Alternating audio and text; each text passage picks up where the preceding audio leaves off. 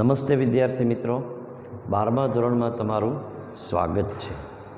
તો છેલ્લે આપણે સિન્થેસિસમાં જોયું હતું વિદ્યાર્થી મિત્રો કે કઈ રીતે રિલેટિવ પ્રોનાઉનથી બે વાક્યોને જોડી શકાય છે।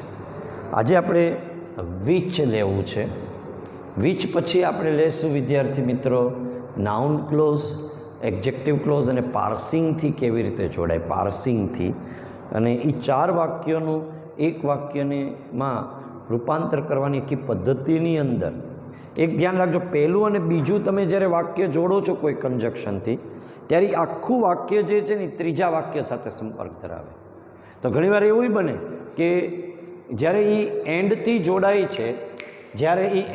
જોડાય છે ત્યારે હંમેશા એક બાબત ખાસ ધ્યાન રાખી લેજો કે જે સમયે એ એન્ડથી જોડાય છે વાક્ય ત્યારે એક બાબત તમારે ખાસ ધ્યાન રાખી લેવાની છે કે એ આખી, જેમ કે Ramesh is my friend, Suresh is my friend, તો Ramesh and Suresh are my friends, તો એક વાક્ય બની જાય। પણ ત્યારે બીજા વાક્ય સાથે જ્યારે જોડવાનું હોય ને, કે ત્રીજા વાક્ય સાથે જોડવાનું હોય ને ત્યારે તમારે જોવાનું આખું વાક્ય કારણ હોય ને બીજું વાક્ય પરિણામ હોય ને એને પછીનું, તો સો ધેરફોર। તો આ રીતે તમારે નજર રાખવાની છે। હું તમને એક્ઝામ્પલ તો આપીશ જ તે, પણ અત્યારે એનું હું તમને ખાસ કહી રાખું છું કે જે તમને હું એક્ઝામ્પલ આપું છું એનું ખાસ કહી રાખું છું। તો હવે આપણે જોઈએ છીએ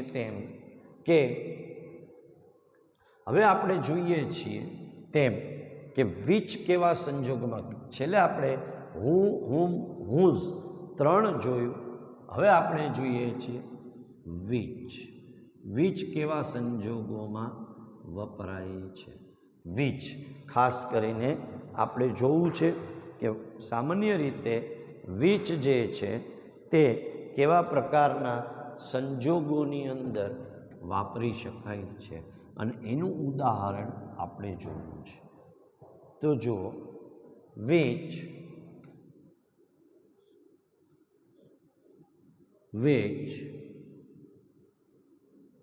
વિચનો અર્થ જે કે જેને થાય છે। વિદ્યાર્થી મિત્રો, તમે લોકો મારી સાથે સાથે લખવાનું છે, આખું તમે લખશો। તો વિચનો અર્થ જે કે જેને થાય છે, માત્ર પ્રાણી કે પદાર્થ માટે વાપરવામાં આવે છે। વિચ એટલે જે કે જેને માત્ર પ્રાણી કે પદાર્થ માટે વાપરવામાં આવે છે। આને વ્યક્તિ તરીકે વાપરી શકાતું નથી, પરંતુ પ્રાણી કે પદાર્થ માટે વપરાય છે। તો માત્ર પ્રાણી કે પદાર્થ માટે વપરાય છે, માત્ર પ્રાણી કે પદાર્થ માટે વાપરવામાં આવે છે। તો આ એક પોઈન્ટ ખાસ ધ્યાન રાખજો, વિચ એટલે જે કે જેને માત્ર પ્રાણી કે પદાર્થ માટે વાપરવામાં આવે છે, આ ધ્યાન રાખી દેજો। તો એક બાબત ખાસ ધ્યાન રાખી લેજો કે માત્ર પ્રાણી કે પદાર્થ, તો પ્રથમ વાક્યમાં પ્રાણી કે પદાર્થનો ઉલ્લેખ થયો હોય અને બીજા વાક્યમાં એ પ્રાણી કે પદાર્થ ઈટ બને ત્યારે બે વાક્યોને વિચ વડે જોડી શકાય છે। તો પ્રથમ વાક્યમાં પ્રાણી કે પદાર્થનો ઉલ્લેખ થયો હોય તો ફર્સ્ટ પોઈન્ટ આપણે જોઈએ આની અંદર, પ્રથમ વાક્યમાં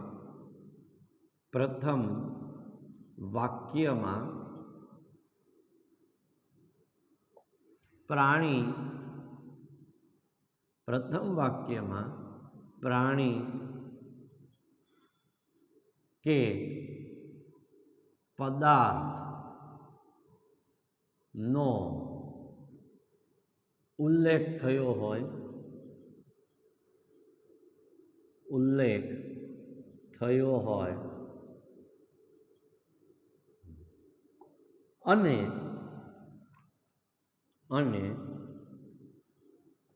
બીજા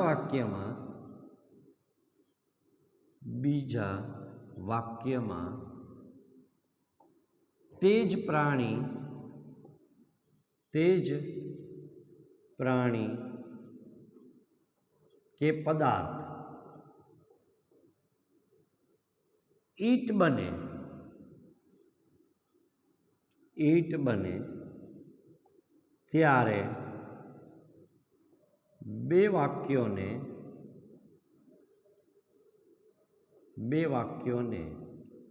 which વડે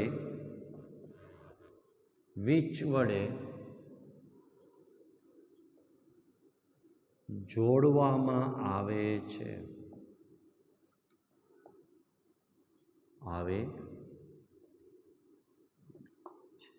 એ સંજોગોની અંદર બે વાક્યોને હંમેશા which વડે જોડી શકાય છે. તો પ્રથમ વાક્યની અંદર કોણ હોય છે વિદ્યાર્થી મિત્રો? તો કે પ્રથમ વાક્યમાં પ્રાણી કે પદાર્થ હોય નો ઉલ્લેખ થયો હોય અને બીજા વાક્યમાં તે જ પ્રાણી કે પદાર્થ શું બને છે? ઈટ બને છે. ત્યારે બે વાક્યોને કોની વડે જોડી શકાય છે? કોના વડે જોડી શકાય છે? which વડે જોડી શકાય છે. એવા સંજોગોની અંદર બે વાક્યોને હંમેશા which વડે જોડી શકાય છે. આ ધ્યાન રાખી લેજો. તો અહીંયા આપણે જોઈએ છીએ કે એ સંજોગોની અંદર બે વાક્યોને which વડે જોડી શકાય છે. એક્ઝામ્પલ જોઈએ છે કે I bought a house, it is new. અથવા તો જો I have a cow, I have a cow. એમાં બીજું વાક્ય it gives much milk. It gives much milk. યાદ રાખો વિદ્યાર્થી મિત્રો, તમે માર્વેલનું જૂનું માર્વેલ તમને ક્યાંકથી મળી જતું હોય તો એમાંથી MCQ કરજો.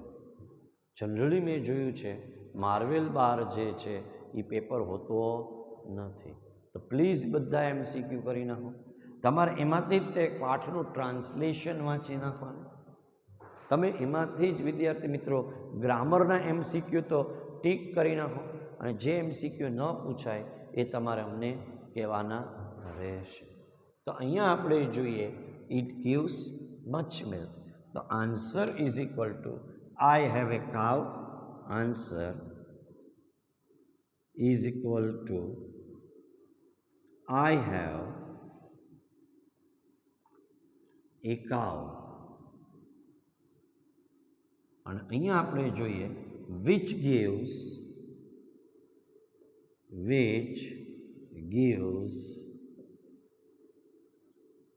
much milk.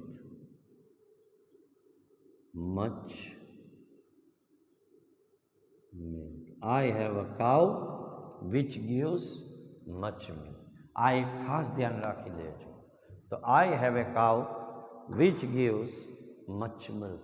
અહીંયા તમે ખાસ જોઈ લ્યો છો. તો I have a cow which gives much milk. એમ આખી રીત બની જતી હોય છે કે મારી પાસે ગાય છે, જે ગાય ખૂબ જ તે દૂધ આપે છે. I have a cow which gives much milk. એમ આખું બની જશે. તો અહીંયા આપણે જોઈએ છીએ which gives much milk. એ પ્રકારની આખી વાક્ય રચના બની જતી હોય છે.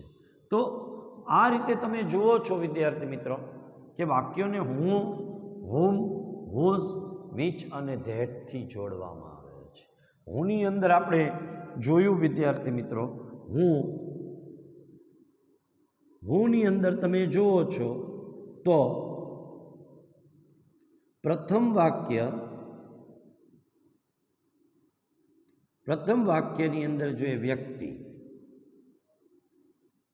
રિવિઝનના સ્વરૂપમાં જોઈ લે, અને બીજા વાક્યની અંદર બીજા વાક્યમાં તે વ્યક્તિ હી શી દે, તે વ્યક્તિ, ઉદાહરણ તમને આની પહેલાંના વિડીયોમાં મળી જશે. હી શી દે, હી શી દે. બીજા વાક્યની અંદર આપણે જોયું હુમ, હુમની અંદર પણ આપણે બે નિયમ મૂકતા છીએ. પ્રથમ વાક્ય વ્યક્તિ, પ્રથમ વાક્ય વ્યક્તિ,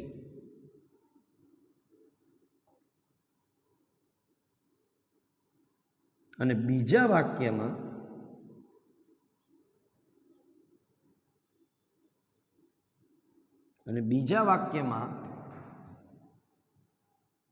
તે વ્યક્તિ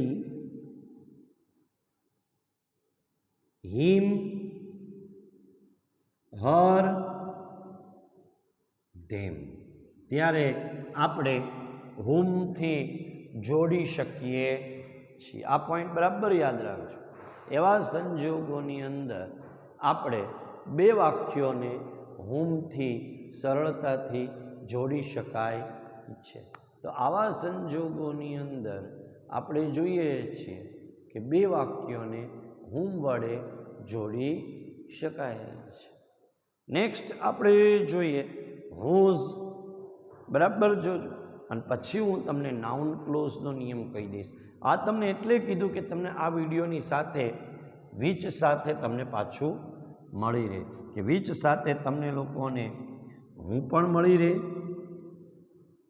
હુમ પણ મળી રહે. અને હવે આપણે જોઈએ હુઝ. હુઝ, હુઝ, હુઝની અંદર પ્રથમ વાક્યમાં વ્યક્તિ અને પ્રાણી કે પદાર્થ હોય તો વીચથી જોડવાનું. અને દરેકને જોડવાની જે પદ્ધતિ છે એ મેં તમને આની હુઝની આની પહેલાંના વિડીયોમાં આપી છે. તો હુઝ એટલે પ્રથમ વાક્ય વ્યક્તિ,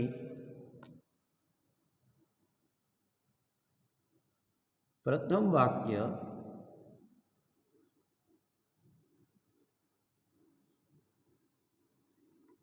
વ્યક્તિ, અને બીજા વાક્યમાં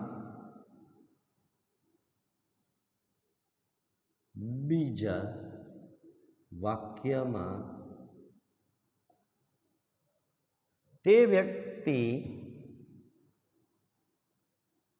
બીજા વાક્યમાં તે વ્યક્તિ હિઝ, હર, ધેર પ્લસ નામ. એટલે અહીંયા હુઝ પ્લસ નામ કરીને બે વાક્યોને ખાસ ખાસ અને ખાસ જોડવામાં આવતા હોય છે. હુઝ પ્લસ નામ કરીને બે વાક્યોને ખાસ ખાસ અને ખાસ જોડવામાં આવે છે. આ પોઈન્ટ બરાબર ધ્યાન રાખી લેજો કે બે વાક્યોને જોડવામાં એ રીતે આવતું હોય છે. આ પોઈન્ટ બરાબર તમારે સમજી લેવાનું છે વિદ્યાર્થી મિત્રો. તો હવે તમે જ્યારે આ પોઈન્ટને સમજી લ્યો છો કે પ્રથમ વાક્યની અંદર વ્યક્તિ છે અને બીજા વાક્યમાં એ વ્યક્તિને કર્તા સ્થાને લેતો હું, કર્મ સ્થાને લેતો હું, સંબંધ સ્થાને લેતો હું, પ્રાણી કે પદાર્થ હોય તો વીચથી જોડવામાં આવે છે. ત્રણેયના નિયમો આપણે અગાઉ જોઈ ગયા છે. એના ઉદાહરણો અને નિયમો બધા તમને અગાઉ જોઈ ગયા છે. આમાં ખાલી વીચ બાકી હતું, તે વીચનું તમને આપ્યું. હવે એક રીત એવી છે વિદ્યાર્થી મિત્રો જોડવાની, જો હું તમને ડાયરેક્ટ એક્ઝામ્પલ સાથે જ સમજાવીશ. Gandhiji is a great man. He brought non-violence theory. He applied non-violence theory in his life. Gandhiji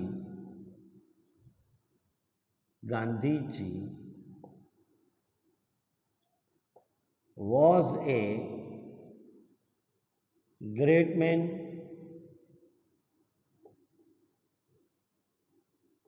હવે એમાં બીજું વાક્ય, હું 4 વાક્ય આપું છું તમને. He applied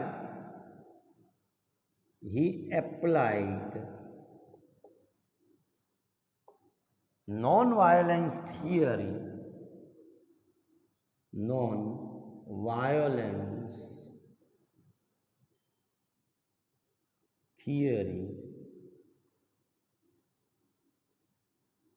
in his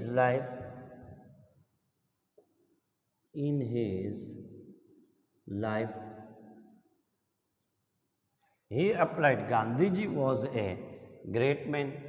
He applied non-violence theory in his life. આપણે જોઈએ છે Gandhiji was a great man. He applied non-violence theory in his life. Everybody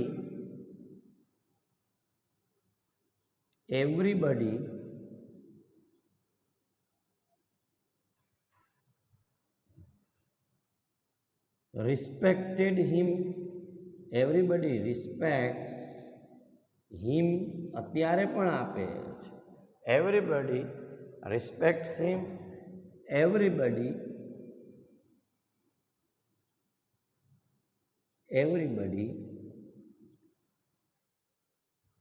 praises him.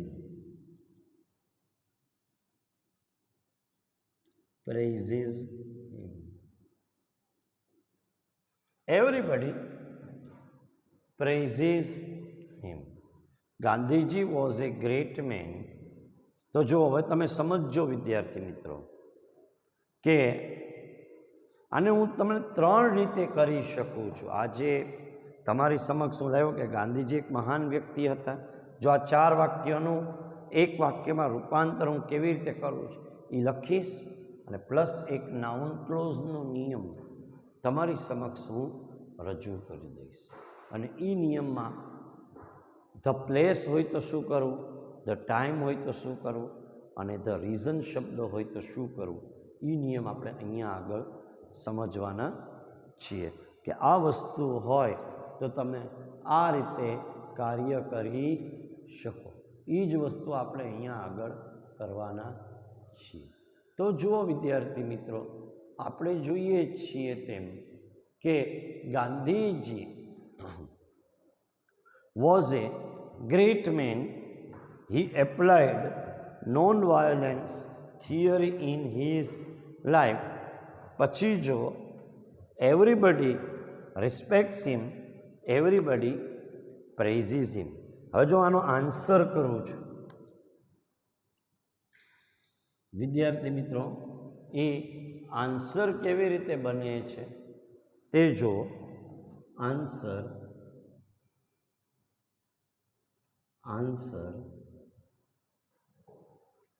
Gandhiji was a great man.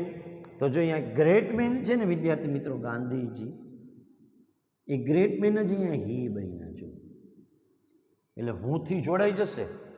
Gandhiji was a great man who applied non-violence theory in his life. જો કે જેણે non-violence theory એના જીવનમાં apply કરી. તેથી તે હવે જો મેં તમને નહોતું કીધું કે પહેલું અને બીજું વાક્ય જોડાય ત્યારે એ આખું વાક્ય બની જાય. એ આખું વાક્ય અહીંયા સુધીનું એ કારણ બન્યું. તેથી everybody respects him, everybody respects and praises him. જો એમ જોડી શકો, everybody both respects and praises him એમ કહી શકો. Everybody not only respects but also praises him. ફક્ત રિસ્પેક્ટ આપે એવું નથી, પણ વખાણ પણ કરે છે. જો જોડાઈ જાય છે તો આ રીતે તમારે આઈડિયા ક્રિએટ કરવી પડશે at the time of examination કે મારે કયા નિયમનો ઉપયોગ કરીને વાક્યને જોડું. આડેધડ નહીં, નિયમને તમારે ધ્યાનમાં રાખીને એક એક પોઈન્ટને ધ્યાનમાં રાખીને તમારે જોવું પડશે. તો જો Gandhiji was a great man હું જો ગાંધીજી લાલ પેનથી લખો એટલે તમને અલગ પડી આવે. તો જુઓ, Gandhiji was a great main.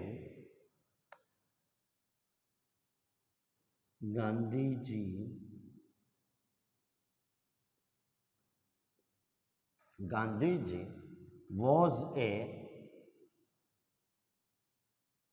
was a great man.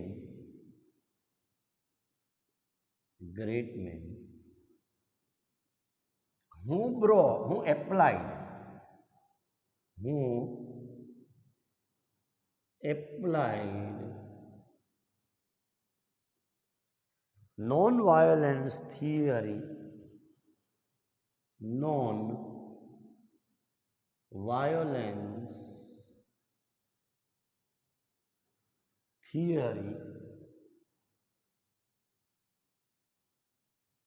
theory in his life.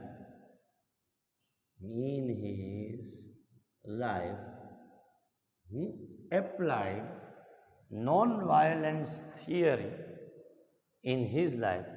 So everybody, જો અહીંયા so થી જોયું તેથી so everybody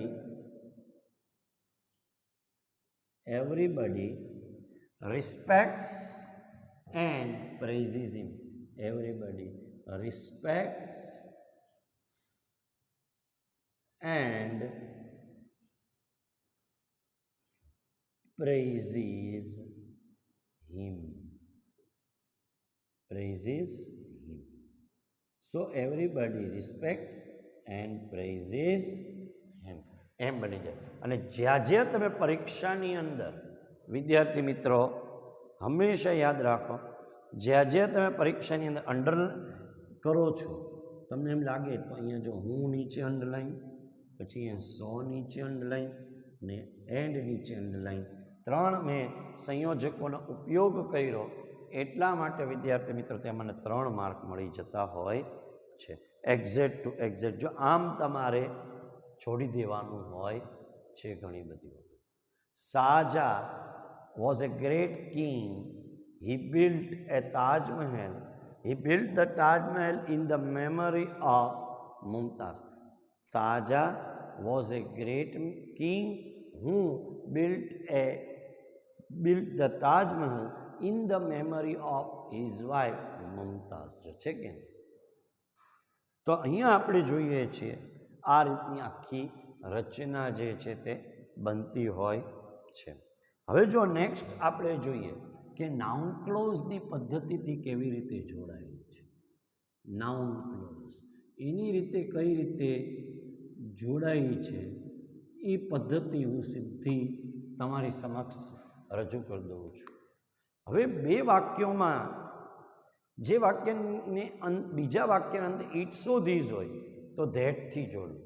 નાઉન ક્લોઝની અંદર ધેટ, વાય, વેન અને પ્લેસથી કેવી રીતે જોડાય છે એ પદ્ધતિ આપી દો. તો જો and, but, and, though, although, even if, but, yet, still, if, unless, so, therefore, since, as, because, either or, neither nor, whom, whose, which અને આપણે જોઈએ છીએ આ નાઉન ક્લોઝની પદ્ધતિ. આટલું જો તમને વિદ્યાર્થી મિત્રો એક્ઝેક્ટ મગજમાં આવડી જાય તો મારી દૃષ્ટિએ તમે જે છે એ આરામથી સિન્થેસિસને સારું કરી શકશો. આ યાદ રાખી લેજો. તો હવે આપણે જોઈએ ધ અર્થ ઇઝ રાઉન્ડ, અથવા જોજો બીજું વાક્ય લખીએ, he will get good marks, I hope so it અને ધીસ. એમ તો જુઓ, હવે સીધું તમને જોડીને જ બતાવું છું કે આમ હોય તો તમારે આ જ રીતે યુઝ કરવાનું છે પરીક્ષાની અંદર. He will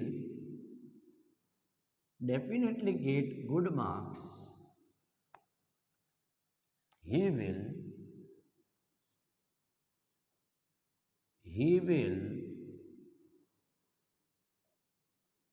definitely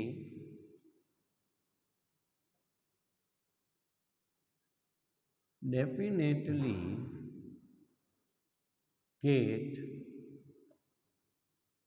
good marks.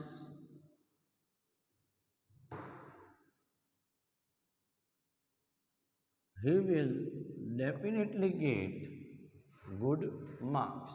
અહીંયા તમે જુઓ છો, he will definitely get good marks. એમાં ને એમાં જ બીજું વાક્ય, I hope so it this. I hope so it અને this. He will definitely get good marks. I hope so it અને this. આ ધ્યાન રાખી લેજો. તો જ્યારે હું જે આશા રાખું છું, એ જે આશા રાખું છું એ જ પહેલું વાક્ય હોય ને, ત્યારે આવી રીતે ઇટ સો ધીસ ત્રણમાંથી ગમે તે એક વસ્તુ પરીક્ષામાં હશે. I hope so, I hope it અથવા તો આઈ હોપ ધીસ. ત્યારે બે વાક્યોને મારે ધેટની મદદથી જોડી દેવામાં આવે છે. તો I hope that he will get definitely good marks. I hope that he will. જો ઇટ સો ધીસનું તમારે શેમાં રૂપાંતર કરી દેવાનું? ધેટમાં. અને આ રીતે તમારે ધેટમાં રૂપાંતર કરી દેવામાં આવે છે અને બે વાક્યોને જોડી દેવામાં આવે છે. જો આ બધી રીત હું તમને જોડવાની પરફેક્ટ બતાવી દઉં છું. ઘણીવાર પરીક્ષામાં કેવું હોય, Gandhiji was a great man, he applied non violence theory, everybody respects him, I believe this. તો આઈ બિલીવ ધેટ, તો અહીંયાથી સ્ટાર્ટ કરવાનું આવતું હોય ઘણીવાર. તો I believe that Gandhiji was a great man, હું applied non violence theory, so everybody respects him. જો થઈ ગયું કે ન થઈ ગયું? તો ત્યાં તમારે આઈ બિલીવ ધેટ બનાવી દેવામાં આવે છે. હું બોલું છું એ સમજાય છે ને? તો આ એક બાબત ખાસ ધ્યાન રાખવાનું. I hope that he will definitely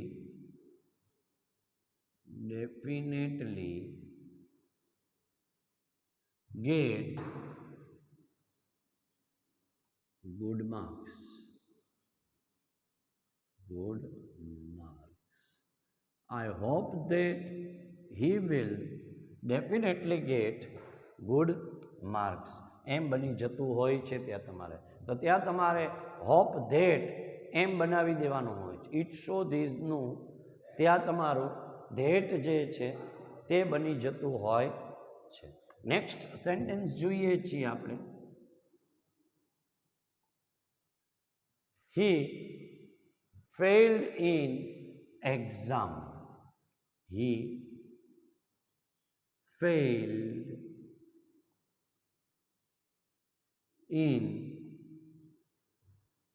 exam. બીજું વાક્ય, I know the reason. જો આવી રીતે હોય, I know the reason,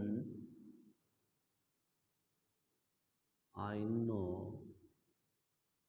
the reason. તો આવી રીતે વિદ્યાર્થી મિત્રો આઈ નો ધ રીઝન હોય તો આ ધ રીઝન શબ્દ હોય ને એને તમે દૂર કરી દેશો. ધ રીઝન રાખીને પણ વાય કરી શકો અને ધ રીઝન શબ્દને દૂર કરીને પણ વાય કરીને આઈ નો ધ રીઝન વાય અને આઈ નો વાય બંને ચાલશે. તમારે વાયથી જોડી દેવામાં આવે. બધામાં આવું નહીં થાય. આ ધ્યાન રાખો, આવી રીતનું આપ્યું હોય તો જ કરજો. આ ખાસ ધ્યાન રાખો. તો I know why he failed in exam. I no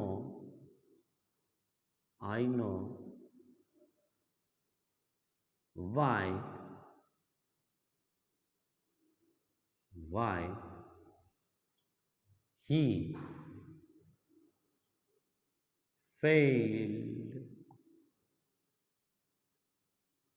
in exam. I know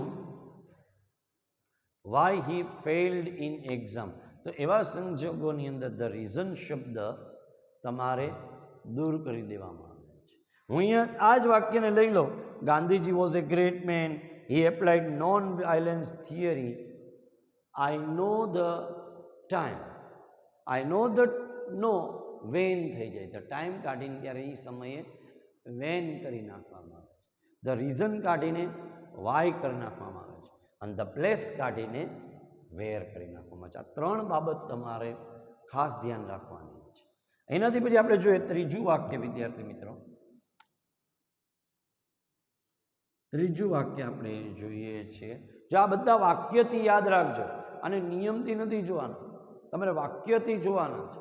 અને આની અંદર જેટલા વાક્યથી યાદ રાખશો ને એટલા, જો આ ઉદાહરણ જે 4 વાક્યોનું એક વાક્યમાં રૂપાંતર કરીને બતાવ્યું છે એ તમારા માટે એ સરળ બની જશે. એટલે તમારે જે છે તે એ વાક્યથી યાદ રાખવાનું છે. અહીંયા જો હી will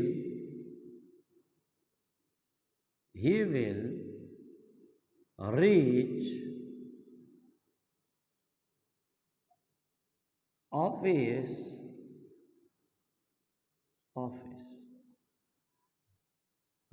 Please inform me the time. જો વિદ્યાર્થી, please inform me the time. જો આ રીતનું ધ ટાઈમ ઇન્ફોર્મ કરવાનું કીધું છે, તો અહીંયા આપણે જોઈએ છીએ ધ ટાઈમને દૂર કરીને વેન મૂકવામાં આવતું હોય છે. ધ ટાઈમને દૂર કરીને એ સંજોગોની અંદર વેન મૂકવામાં આવે છે. ધ ટાઈમ તમે દૂર કરી દો છો અને ધ ટાઈમને દૂર કરીને વેન મૂકવામાં આવે છે. Please inform me when he will rich office. તો જો answer is equal to please inform me, please inform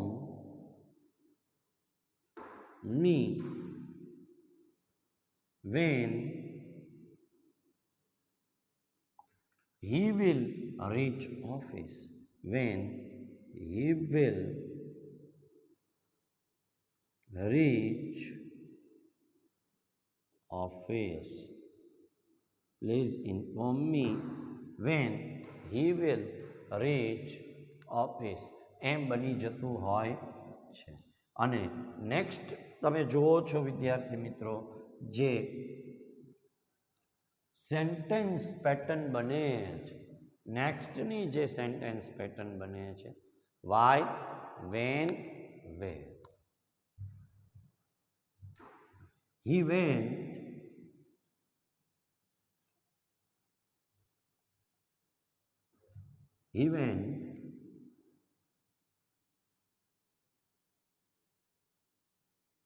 I know the place. I know the place. જો તો અહીંયા ધ પ્લેસ છે એની કાઢીને તમે વેરથી જોડી દો છો. જો આ હું તમને એટલે બતાવું છું વિદ્યાર્થી મિત્રો કે ધ પ્લેસ રાખીને પણ વેર લખી શકાય અને આમ પણ જોડી શકાય છે. તો વેર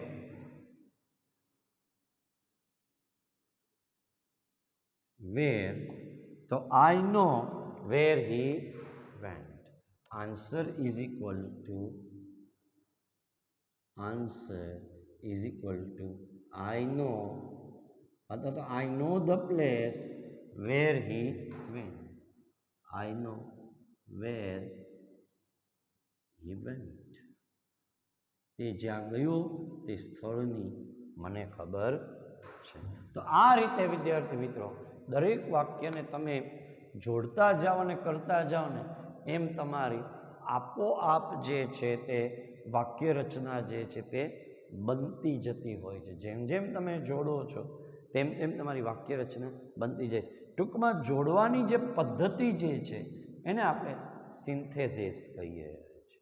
આ ધ્યાન રાખો, જોડવાની પદ્ધતિને સિન્થેસિસ કહીએ છીએ. અને એક રીત જે છે એ ડબલ કમ્પેરિઝનની છે. ડબલ કમ્પેરિઝનની છે. હવે ડબલ કમ્પેરિઝનમાં શું હોય વિદ્યાર્થી? હી રન્સ ફાસ્ટ, અને બીજું વાક્ય એમ આવે છે હી રીચીસ અર્લી. જો હી રન્સ ફાસ્ટ, અને બીજા નંબરે હી રીચીસ અર્લી. આને જો તમને પરીક્ષામાં ડબલ કમ્પેરિઝનથી ન જોડવું હોય તો આમે જોડી શકો. હી રન્સ ફાસ્ટ, સો તેથી હી રીચીસ અર્લી, એમ કરી શકાય. હું ડબલ કમ્પેરિઝન તમને એટલે આપું છું વિદ્યાર્થી મિત્રો કે બીજી રીતે પણ પૂછાય છે. તો તમારે શું કરવાનું? આ ફાસ્ટ છે એનો ફાસ્ટર કરી નાખો.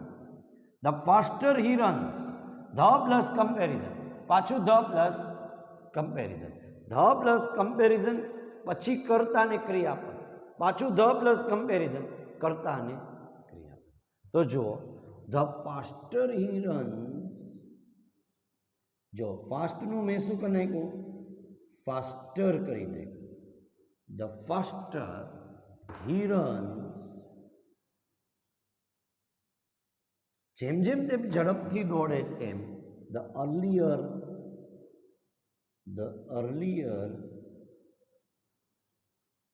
he reaches, the faster he runs, the earlier he reaches.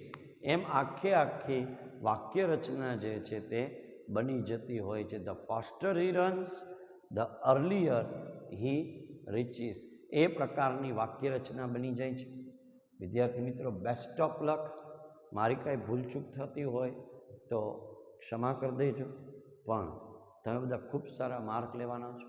પ્રત્યેક વસ્તુ બોર્ડ વર્કની અંદર લખાઈ છે, એ તમે તમારી નોટમાં લખજો. આ તમારે ઘણી વખત